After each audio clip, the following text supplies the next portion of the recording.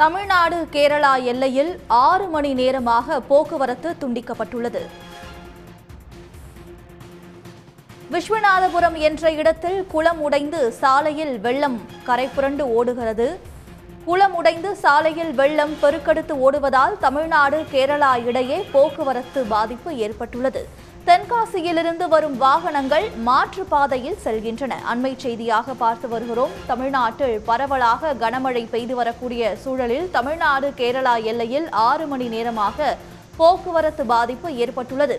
விஸ்வநாதபுரம் என்ற இடத்தில் குளம் உடைந்து சாலையில் வெள்ளம் கரைபுரண்டு ஓடுகிறது. இதனால் போக்குவரத்து பாதிப்பு ஏற்பட்டுள்ளது. குளம் உடைந்து சாலையில் வெள்ளம் பெருக்கெடுத்து ஓடுவதால் தமிழ்நாடு கேரளா எல்லையில் 6 மணி நேரமாக போக்குவரத்து துண்டிக்கப்பட்டுள்ளது.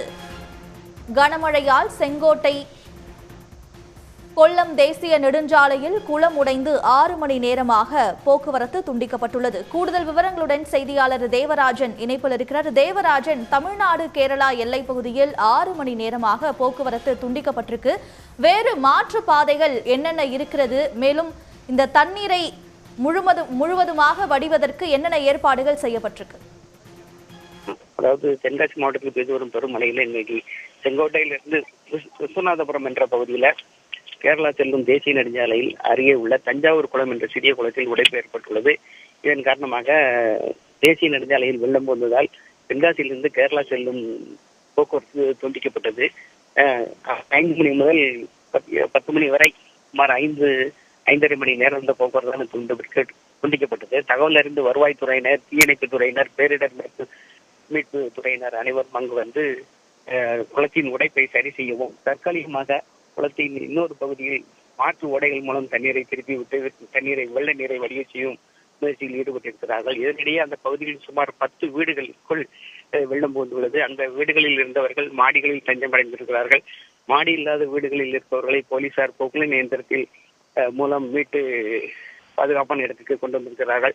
அவர்களுக்கு உணவு வழங்கி தேவையான உதவிகளை செய்து வருகிறார்கள். இதனிடையே தென்காசியில் இருந்து இலத்தூர் பண்பொழி வழியாக மாற்றுப்பாதை ஒன்று கேரளா செல்லும் பாதை இருக்கிறது. அந்த வழியே தற்போது கனரக வாகனங்களை மட்டும் அனுமதித்திருக்கிறார்கள். குறிப்பாக பயணிகள் பேருந்து மட்டும் அனுமதித்திருக்கிறார்கள். கார் போன்ற சிறிய வாகனங்கள் இன்னும் அனுமதிக்கப்படவில்லை. தற்போது சபரிமலை செல்லும் பக்தர்கள் இந்த வழியாக ஏராளமாக வந்து கொண்டிருக்கிற நிலையில் அவர்கள் மிகுந்த பாதிப்புக்குள் ஆயிருக்கிறார்கள். தற்போது வெள்ளம் அடைந்தும் ஒரு சில மணி நேரத்தில் வெள்ளம் அடைந்த பிறகு போக்குவரத்து சீரமைக்கப்பட்டு இந்த வழியை போக்குவரத்துக்கு அனுமதிக்கப்படும் என்றும் மீட்பு குழுவினர் தெரிவித்துள்ளார்கள். தேவராஜன், வீடுகளுக்குள்ளும் தண்ணீர் புகுந்திருப்பதை பார்க்க முடிகிறது. அங்க இருக்கக்கூடிய மக்கள் என்ன சொல்றாங்க? மேலும் சாலைகளில் தேங்கி இருக்கக்கூடிய தண்ணீரை அகற்றும் பணி தற்போது எவ்வாறு நடைபெற்று வருகிறது?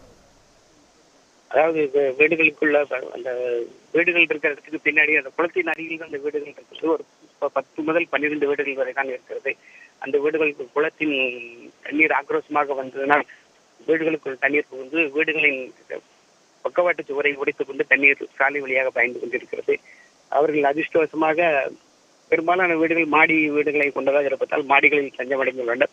அவ்வாறு மாடி வீடுகள் இல்லாத ஒரு சில வீடுகளில் மட்டும் போலீசார் வந்து மீட்டு பாதுகாப்பான இடத்திற்கு கொண்டு செல்கிறார்கள்.